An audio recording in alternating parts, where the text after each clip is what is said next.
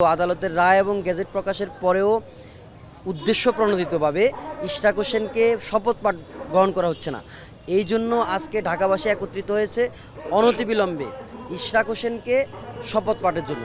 আপনারা জানেন যে একটি জনতার মেয়র যদি প্রশাসনে না থাকে, সেখানে প্রশাসক দিয়ে জনগণের যে সেবা প্রদান করা উচিত সেটা হয় না। সেজন্য জনগণ যে তার সেবা থেকে বঞ্চিত হচ্ছে, জনগণ তার সেবার জন্য জনগণের প্রত্যক্ষ ভোটে যিনি মেয়র হয়েছেন তাকে শপথ দেওয়ার জন্য আজকে এখানে আমাদের কাছে যেটা মনে হচ্ছে, এখানে প্রশাসক যাকে প্রশাসক নিয়োগ দেওয়া হয়েছে এবং সিটি কর্পোরেশনগুলোর বিভিন্ন ওয়ার্ডে যে প্রশাসক নিয়োগ দেওয়া হচ্ছে, এখানে বিশাল অঙ্কের একটা কেলেঙ্কারি হতে পারে। সেই জন্য এই দুর্নীতি প্রকাশ পেয়ে যাবে বিদায় আমার মনে হচ্ছে ইশরাক হোসেনকে তারা ভয়ে এই জায়গায় বসাতে চাচ্ছে না।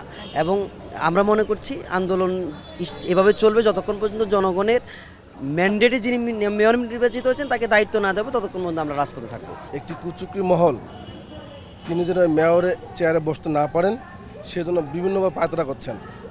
আদালতের রায়কে অমান্য করে তারা তাকে শপথ পাঠ করাচ্ছেন না।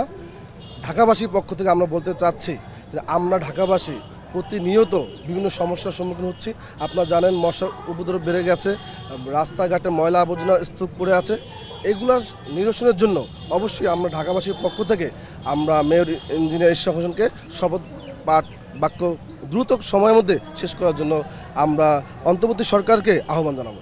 ইশরাক হোসেন ভাই সব আইনি জটিলতা প্রক্রিয়া সম্পূর্ণ করেই এখন আমাদের জানার হচ্ছে যে জনতার মেয়র প্রশাসক থেকে উত্তম, কেন সে বসতে পারছে না, কোন কারণে বসতে পারছে না, কোন ষড়যন্ত্র চলছে। বিএমপিকে নিয়ে বিএমপি এত পজিটিভ কাজ করার পরও কেন সে কি আজকে বিএমপির প্রতিনিধি থেকে আজকে তার বসতে পারছে না? সে অন্য কোনো দলের বা অন্য কিছু প্রতিনিধি হলকে বসতে পারতো, কেন সে বসতে পারছে না? মহামান্য আদালতকে এক হিসাবে এটা অবমাননা করা হচ্ছে যে ওনারা রায় দেওয়ার পরও এটা কার্যকর হচ্ছে না। তো রাজপথ ছাড়া তার কোনো সমাধান নাই। এই যে 5ই আগস্ট হলো, হাসিনা যে এতটা স্বৈরাচার, মানে ইতিহাসে ভবরতম স্বৈরাচার ছিল, তো ওইটা রাজপথে সমাধান হয়েছে। ইনশাল্লাহ আমাদের দাবি যদি আদায় না হয় আমরা রাজপথের লোক রাজপথে ইনশাল্লাহ সমাধান করব। পাশে যে মেয়র হয়েছে তার জন্য যে তার যে অধিকারটা শপথ নেওয়ার সেটা হচ্ছে না, কেন হচ্ছে না? সেই জন্যই হচ্ছে আমরা আজকে এই মানববন্ধনে দাঁড়িয়েছি। জনতার মেয়র ইশরাক হোসেনকে আদালত রায় দিয়েছে ঢাকা দক্ষিণ সিটি কর্পোরেশনের মেয়র হিসাবে প্রজ্ঞাপন জারি করেছে। সেটা আইন মন্ত্রণালয় আইন বহির্ভূত করে ওনারা কি হচ্ছে, এটা বাধাগ্রস্ত করছে, ওনার শপথে বাধাগ্রস্ত করছে।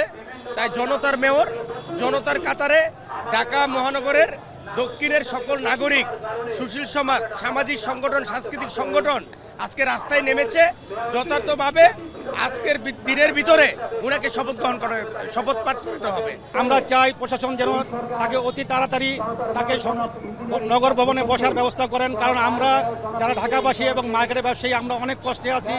আমরা মেয়রের কোনো না থাকাতে আমাদের মার্কেটগুলো এবং যেগুলি জনগণের যে দাবি, যে মশা মাছি, তারপরে ড্রেন সংগঠন, অনেকগুলো কাজে আমাদের সমস্যা হচ্ছে।